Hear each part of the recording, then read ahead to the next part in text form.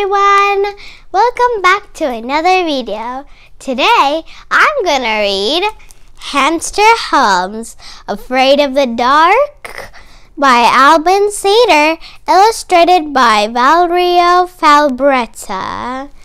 So I just need to ask you a question. Are you afraid of the dark?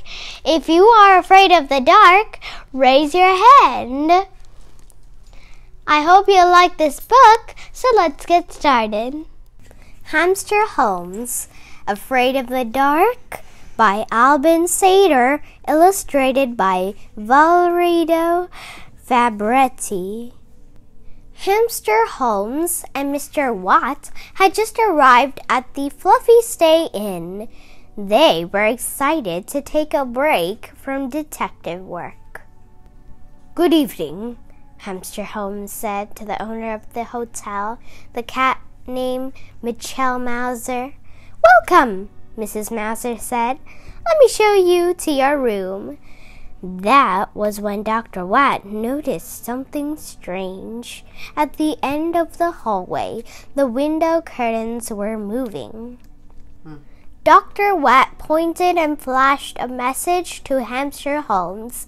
Dr. Watt used Morse code to talk, blinking his light on and off to form dashes and dots. A long flash of light was a dash. A short flash of light was a dot. "The curtains are moving?" Hamster Holmes asked. Dr. Watt nodded, and they went to investigate. He looked to see if the window was open. A gust of wind could have made the curtains move.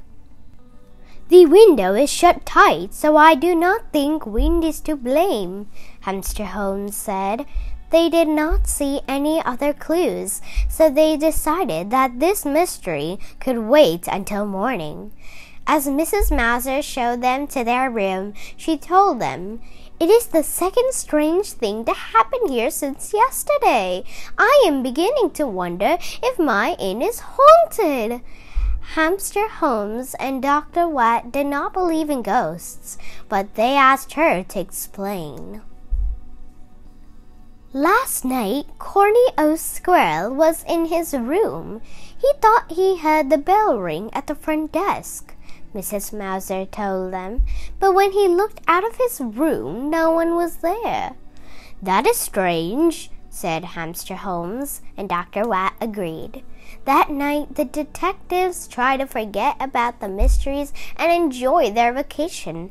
They played a game and tried to relax. Soon, Hamster Holmes grew tired, took a sip of milk, and went to bed.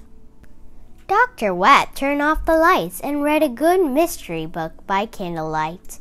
Hamster Holmes was not usually afraid of the dark, but when he saw a shadow move, he sat up in bed. Then he realized the shadow was coming from a tree branch and chuckled. He quickly fell fast asleep and started snoring. Suddenly, the sound of someone shouted, "Yikes!" woke up everyone in the hotel. Dr. Watt peeked out of the room. He followed the other guests to the front desk to find out what had happened. It seemed like everyone had a story to tell. Alicia had seen a ball roll across the floor all by itself. Josiah had heard something fall and found his book on the floor. Ouchie had found someone else's hair in his favorite comb. "I noticed something too," said Hamster Holmes, joining the guests. "The glass of milk on my night table was full when I went to sleep, but now it is almost empty." Hamster Holmes looked down the hallway. "Do any of you notice something else that is odd?" he asked the guests, but they just shrugged. "All the doors to the guest rooms are open, except one," said Hamster Holmes. "That room is not being used," said Mrs. Mauser. "So that is why the door is closed. The room is empty." "Are you sure the room is empty?" asked Hamster Holmes. He went to the closed door and knocked. "Who is it?" someone asked from inside the room. Mrs. Mauser was shocked. I am Hamster Holmes. May I come in? He asked. After a moment, the voice said, Yes, and Hamster Holmes slowly opened the door. At first, it seemed like no one was there. Then Hamster Holmes noticed that the bed was very lumpy. Aha! He said, the mystery is solved. He pulled back the covers and saw 3 kittens. Hello and meow, they said. Those are my nephews, Fee, Feefo, and Fum, said Mrs. Mouser. They are supposed to be staying in my room while their parents are away. So what are you doing here? She asked the kittens. The kittens looked ashamed. We didn't mean to scare anyone, said Fee. We were just bored and wanted to have fun, said Feefo. Fum nodded. Hamster Holmes explained. You were so small and fast that no one ever saw you. The kittens promised to behave. We are sorry, they said, and Mrs. Mouser forgave them. She was just happy that there were no ghosts in her hotel.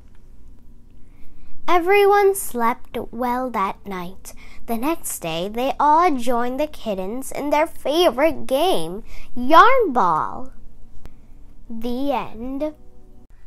I hope you liked this book. So if you like this book, don't forget to like, share, and subscribe to our channel. Bye-bye, everyone. See you in the next video.